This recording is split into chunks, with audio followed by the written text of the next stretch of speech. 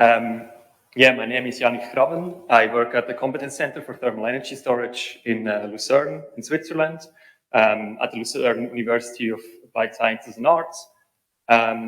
We focus there mainly on material development, so really thermal energy storage material development.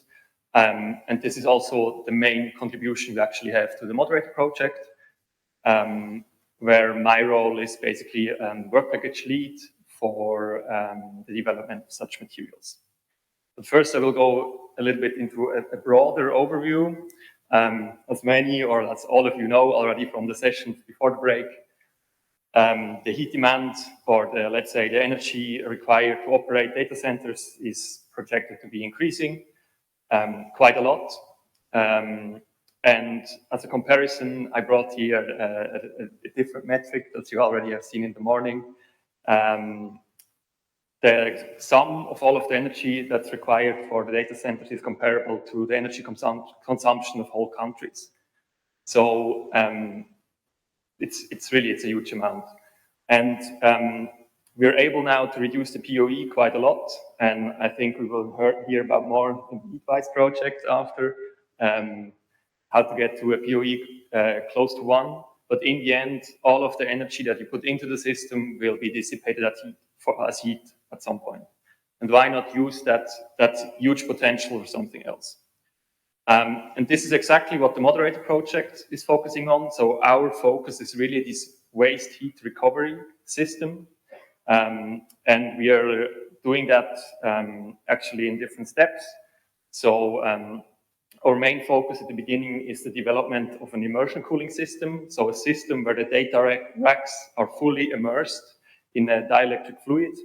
We do their numerical system simulations, where the goal is really to get the dielectric fluid to the highest temperature as possible to then gain as much as possible for a secondary use.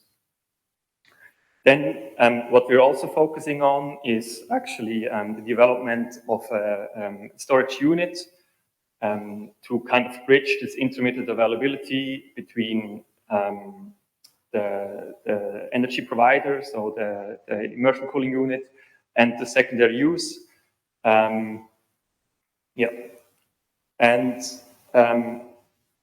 Within the project, so what are we really optimizing in the project? So first, as said before, we're looking at this immersion cooling unit to really reach the highest temperature as possible.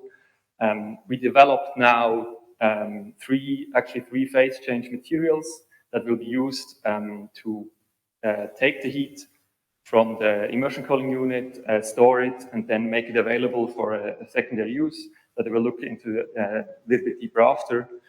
And the last thing is actually this highly efficient multi-layered insulation material, where there's also a circularity aspect. So we look into insulation materials that are produced from waste, actually, namely, for example, expanded glass spheres from PV panels and so on. Then one of our main goals that we're actually tackling is to have a certain amount of scalability. So the system should be really modular. The immersion cooling unit that we are designing is 40 kilowatts. And also the storage unit is kind of dimensioned to fit this 40 kilowatts. So in the end, from these 40 kilowatts, we can scale actually the system to any size that we want. And this is really one of the main focuses of the project.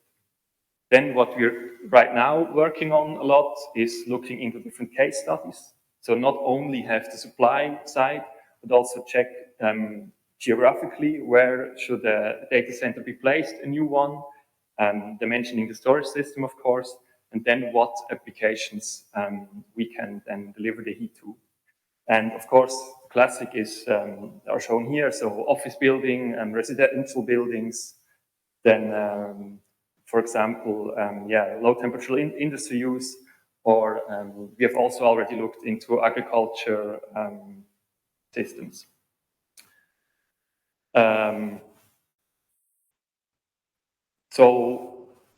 This just shows another possibility actually. So we are, as I said, we're currently looking at different industrial sectors. We even already looked into different fish farms, for example, where you could use the heat.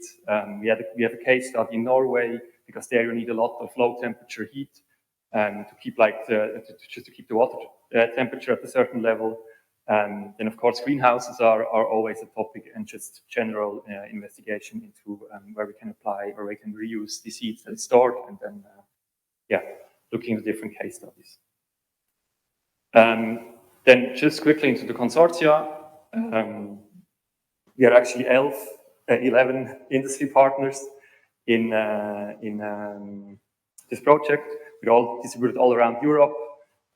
With the first pilot that we're building in Greece, we are working there together with Synapsicon. So they have already some data centers in use, and we'll apply our system design to a real case there. Then, for example, we have partners in that's, for example, Syntef. They do the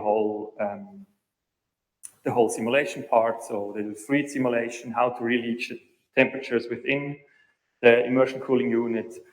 Gerosen and Opholite are working on the insulation material.